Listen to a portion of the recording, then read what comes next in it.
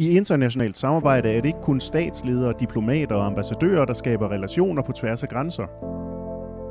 Det gør også borgere, foreninger, organisationer, sociale bevægelser, aktivister, fagforeninger, kulturinstitutioner og forskningsinstitutter.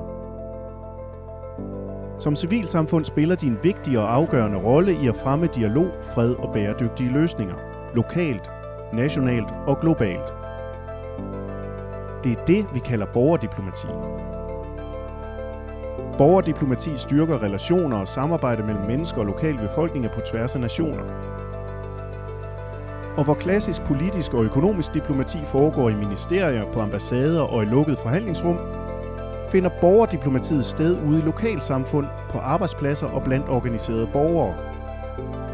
Over hele kloden er civilsamfundet gennem borgerdiplomati med til at forebygge konflikter og opbygge fred. Ofte i svære situationer, hvor samarbejde mellem stater er udfordret.